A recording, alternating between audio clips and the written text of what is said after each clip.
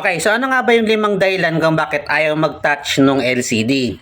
So ngayon pag-uusapan natin yan kung ano na nga ba yung mga sira o dahilan kung bakit ayaw mag-touch ng LCD ng cellphone mo. So number 1 nga dyan, sira nga yung LCD. Ito nga yung nabagsak yung cellphone mo, tapos ayaw na mag-touch ng LCD. No, dahil nga sa nabagsak or nahulog. Ngayon, ang solusyon nga po dyan, syempre, kailangan natin palitan yan ng LCD para gumana ulit.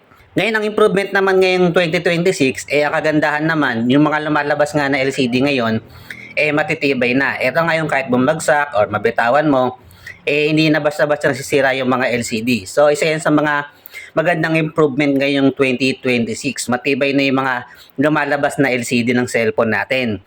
At ang isang pangagandahan doon, natuto na nga yung mga customer na kapag may cellphone sila, kailangan na lang bilan agad ng tempered glass at ng case para hindi nga agad masira pag bumagsak.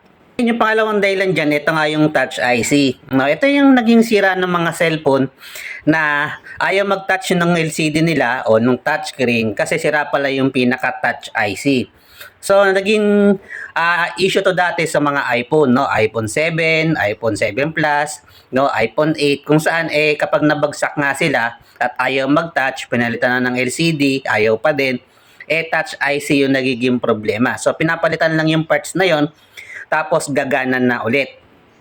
Ngayon, ang kagandahan naman doon, ang improvement niya naman ngayong 2026, yung mga iPhone na lumalabas, hindi na gumagamit ng ganon. Kaya pag nasira na yung iPhone ninyo, ayaw mag-touch, LCD na yung problema. So, hindi na kailangan i-repair pa yung mga ganong IC. Ngayon, yung pangatlong dahilan kung bakit nga ayaw mag-touch, ito nga yung dahil sa auto-update. Now, meron kasing mga cellphone na after niya mag-auto-update, ayaw na nga mag-touch. Now, meron tayong mga na-encounter ng ganyan dati sa mga Samsung. Yung saan after ng update, ayaw na mag-touch at minsan kailangan pa nating i-reprogram. Meron naman din tayong mga na-encounter na after nga ng auto-update, kahit na palitan ng bagong LCD, ayaw pa rin gumana. So, namimili siya. No? O kaya, minsan kailangan original din na LCD yung ilalagay natin para gumana siya ulit. So, meron tayong mga na-encounter na ganon. Ngayon, yung mga ganitong sira, madalas naman ma-encounter to sa mga Samsung. At meron din tayo na-encounter nito sa Realme kung saan nga yung after ng auto-update, tapos nabasag yung cellphone nila, papalitan natin ng replacement, ayaw mag-touch, no? O ayaw gumana ng touchscreen. So, kailangan parang isang brand ng LCD ng ganon. Pero meron na tayong solusyon sa mga ganong sira. Na-solve na yun ng mga technician. At minsan nga, kailangan lang natin ng bagong LCD o specific na LCD para sa mga ganong issue. Yung pang-apat, ito nga yung flex, no? Isa ito sa mga pinaka-common ngayon at madalas natin ma-encounter to sa mga Samsung. Ito nga yung nalaglag yung cellphone nila, hindi naman malakas yung pagkalaglag, ayaw na mag-touch. Nalaglag lang, nahulog lang, ayaw na mag-touch. No, so, ang ginagawa nga po dyan, pinapalitan nga po ng flex. No? May ibang mga nangyayari din na minsan, natatanggal lang yung pinaka-suksukan ng flex. O minsan nabubungi yung pinaka-connector niya at kailangan nga yung palitan.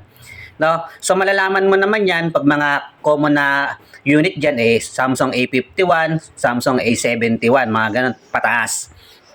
Doon mo siya madalas ma-encounter. At nagagawa naman yung mga ganyang sira. So dalhin mo lang sa technician yung cellphone mo para mapalitan ng flex. At yung panglima nga, ito nga yung bigla na lang nagloko yung program. Ito yung biglang ayaw na lang mag-touch.